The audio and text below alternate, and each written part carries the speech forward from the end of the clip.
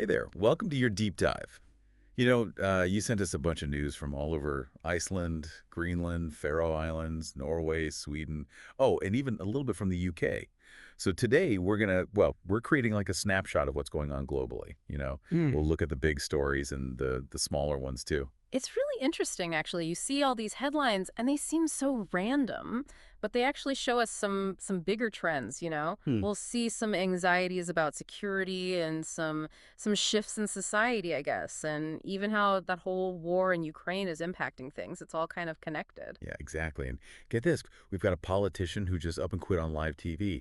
And the Swedish police are trying something totally new that's got people talking. Plus, there's this court case in Norway that's like record breaking. Well, let's kick things off in Iceland, okay? There's a new poll that shows that most Icelanders want the current government out. So, yeah, some political shakeups could be coming, which kind of fits in with this global trend we're seeing of political volatility. So is that connected to that resignation on TV? I hear about No, that. that wasn't Iceland. That happened in the Faroe Islands. But speaking of shakeups, remember that volcanic activity in Iceland we mentioned? Well, experts are now saying that the next eruption could be 30% bigger than the last one. Whoa, 30%. That's a huge difference. So what does that mean for the people living there? Well, they're pretty used to volcanoes. I mean, they live with them, right? But this new prediction definitely raises the stakes. It shows how important their emergency plans are and really how they have to adapt to living in such a volatile environment. Right. It's like a reminder that we can't control everything. Exactly. Now, about that Faroe Islands resignation, it was this guy, Hanni Hoydal, the chairman of the Joda Veldi party, and he just quit right there during a live interview. Can you imagine? This show, Dagrug Vika, everyone's watching. He just quit on live TV. What was the reaction like? Oh, it was huge, a total bombshell. And get this, he didn't even say why. Right. So everyone's speculating, right? A lot of people think it's got to be connected to some internal party stuff and that whole vote of no confidence thing that was coming up. Okay, this is where it gets juicy. So what does this sudden resignation mean for the Faroe Islands politically, I mean? It's still too early to know for sure, but I mean, it definitely throws a wrench in things. It's really uncertain what's going to happen with the party now and what it means for the government as a whole. Lots of questions up in the air. Yeah, those ripple effects, always interesting. Speaking of which, let's go to Greenland. What's up over there? Well, Greenland's making headlines for two main reasons: security and tourism.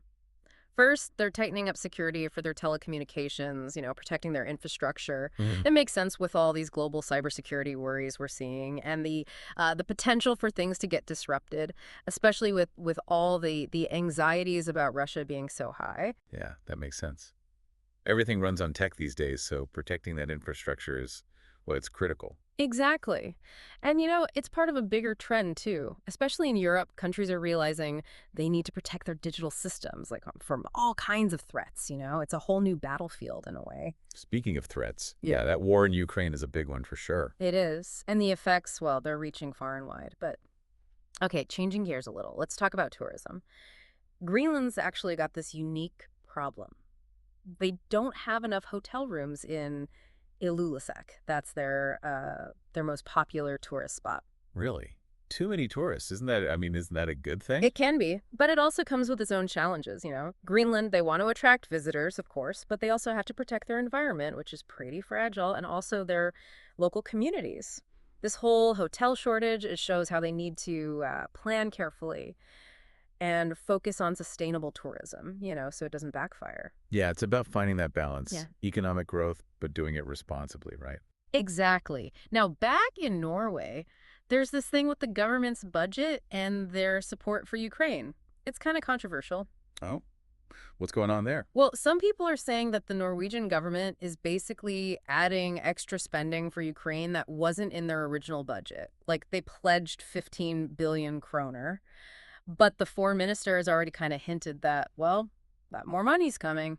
So they're promising more than they actually budgeted for. That doesn't sound, Yeah. very transparent. Yeah, it's sparked a lot of debate for sure. Critics are saying, well, this lack of transparency, it makes it hard to figure out what the government's real priorities are. And it shows how complex these budget decisions can get, even in well-established democracies. Right.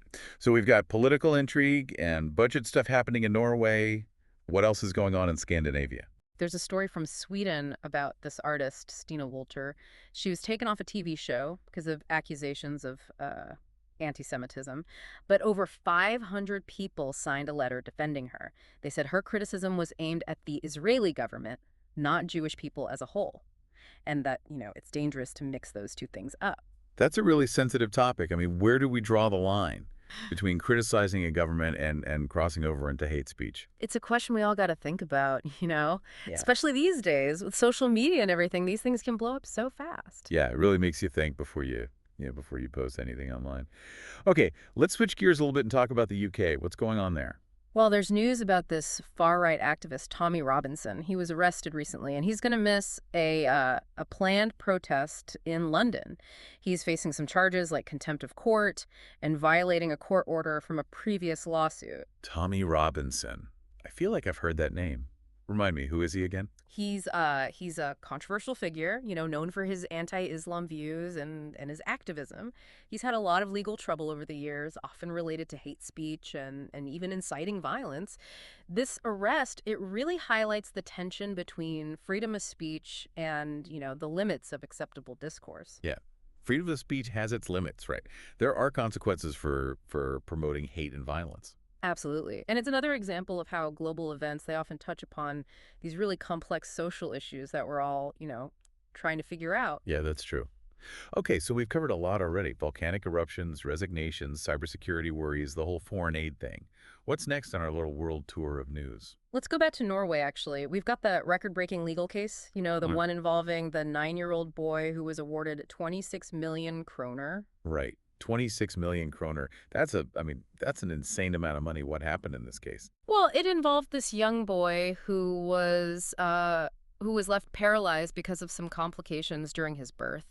The court basically found that the hospital was negligent and awarded him this huge amount to cover his care and support for the rest of his life. That's so sad. But it sounds like at least the court did the right thing, to make sure he gets the care he needs. It's a really complicated case for sure, and it raises some important questions about accountability in healthcare systems. But it also highlights just how expensive it is to provide lifelong care for people with really serious disabilities. It's a reminder that, well, that money can't fix everything, obviously, Yeah. but it can help at least to provide some support and security. For sure. And it makes you think about how societies decide to allocate resources and take care of those who need it the most. It's a bigger conversation, really. That's a very good point. Anything else from that region before we move on? Yeah, there's another story from Sweden, actually. It's about this new approach the police are trying to stop gangs from recruiting kids. Oh, wow. That's a huge problem everywhere. What are they doing about it? So the police in this city, Södertälje, it's south of Stockholm, they're trying something pretty different.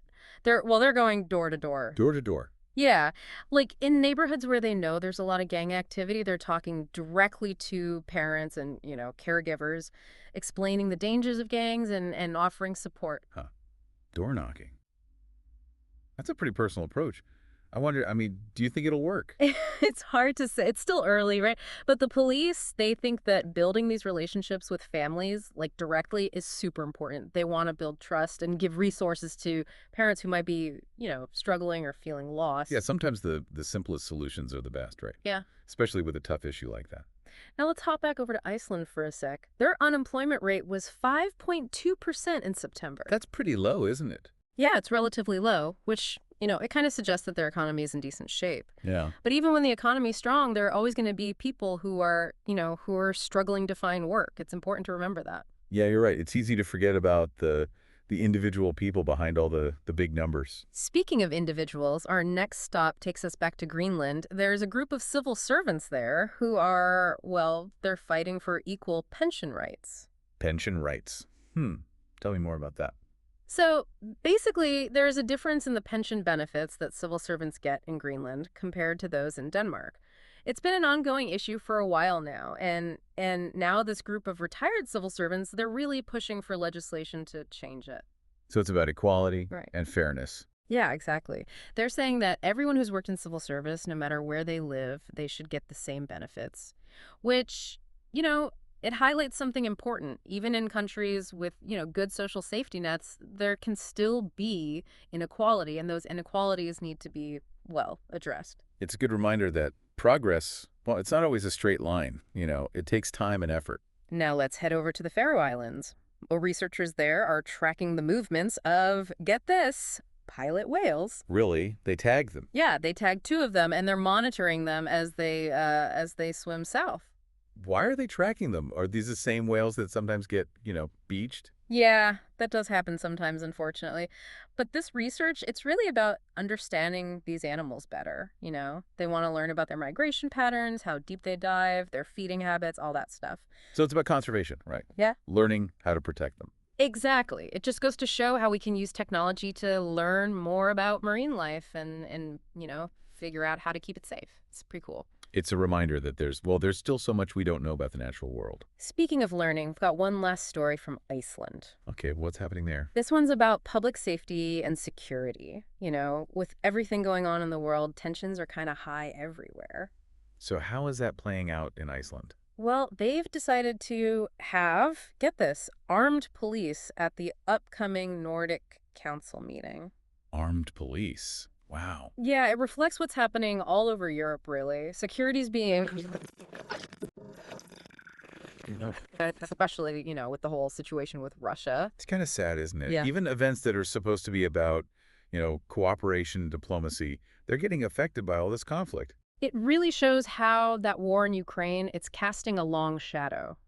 Even in countries that are far away from the actual fighting, it's making people anxious and governments are, well, they're taking extra Yeah. precautions. Yeah. Yeah. Something to think about. So what else is going on? We also have an update from the UK. The British government, well, they're facing more and more pressure to give more financial support to Ukraine. What's the situation there? They've already given a lot of aid, but some members of parliament, they're saying it's not enough. Not with, the scale of the conflict and what the Ukrainian people are going through. They want more humanitarian aid and more military assistance, too. It's a tough question. How much responsibility do countries like the UK have to support Ukraine's fight? Right. And it reflects a bigger debate about the role of international aid in general. How do countries balance their own needs, at home with the need to respond to these global crises? It's a tough call. No easy answers. Yeah. Okay, now for something completely different. We've got that story from Norway about the record-breaking legal case. The 9-year-old boy who was awarded, what was it, 26 million kroner? Yeah, 26 million. It's a tragic case, really. It highlights those issues of medical negligence and the whole challenge of providing lifelong care.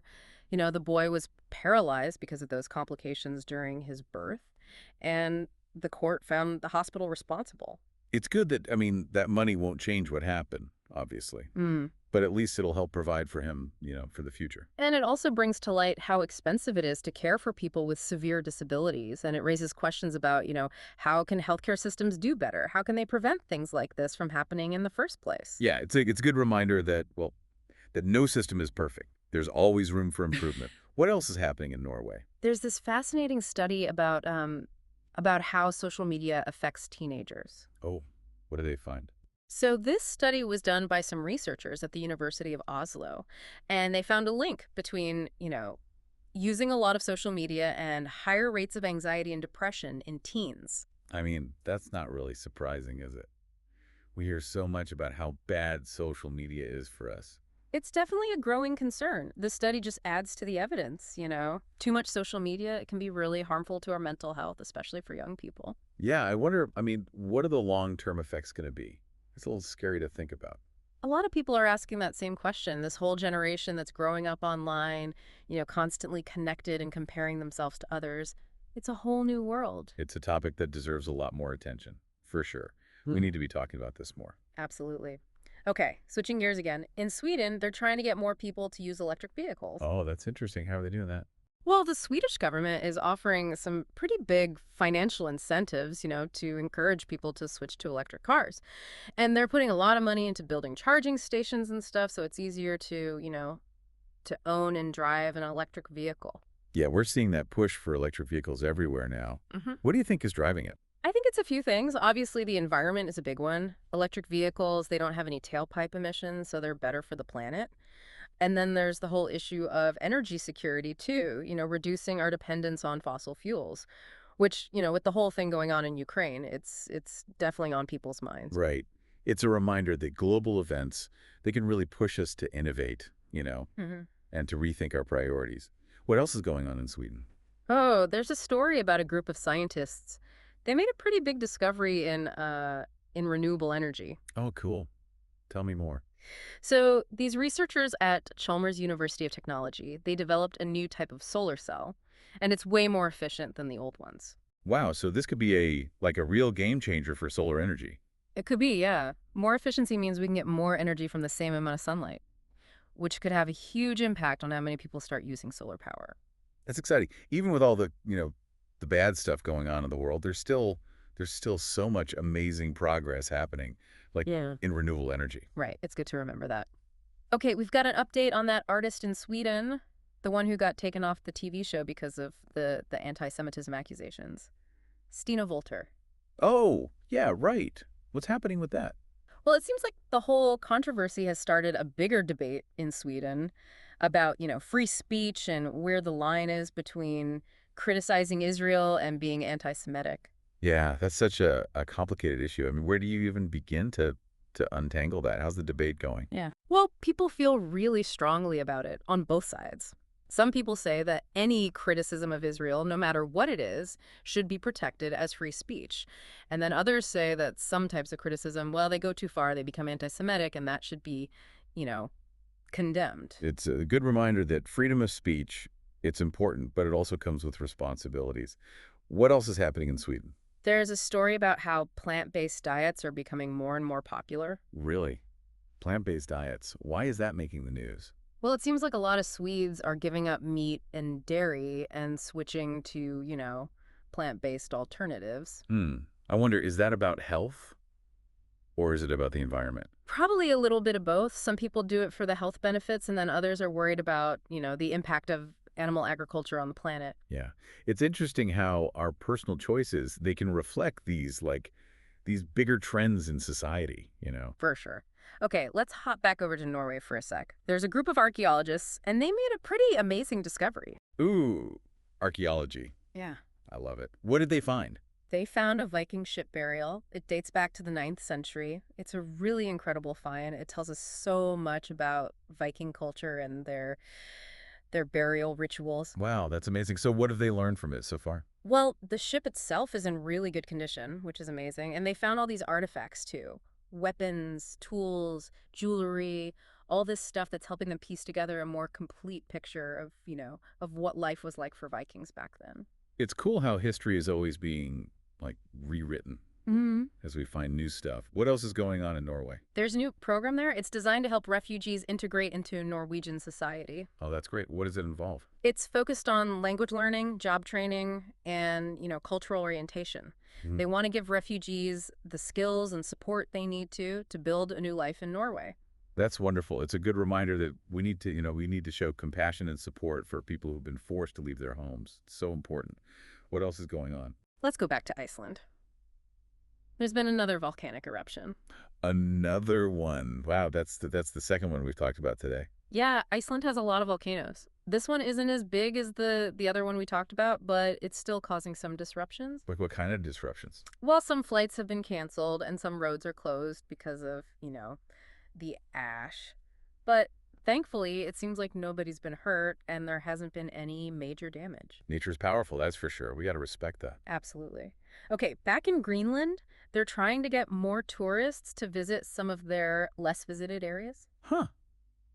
That's interesting. Why those areas? Well, they want to spread out the tourism a little bit, take some pressure off the more popular spots like Ilulissat, which we talked about earlier. So it's about like sustainable tourism. Exactly. They want to show off all the different landscapes and cultures that Greenland has to offer, and they want to make sure that tourism benefits the local communities, in a responsible way. It's all about finding that balance, right? Mm. Economic growth, but protecting the environment and culture too. Exactly. Okay, let's go to Sweden. They have a new initiative to promote gender equality in the workplace. Oh, that's good. What's happening with that? The Swedish government is putting in place some new policies. They're trying to close the gender pay gap and get more women into leadership roles. So they're actually like taking action. That's great. What are they doing specifically? Well, they're doing a few things. They're making paternity leave mandatory, and they're helping to pay for childcare, and they're encouraging companies to be more flexible with work It arrangements. just shows that to really achieve gender equality, you need to like attack it from all angles. It's not Yeah. just one thing. Right. Okay, let's head back to Norway. There's a study about the benefits of spending time in nature. Ooh, I'm all about that.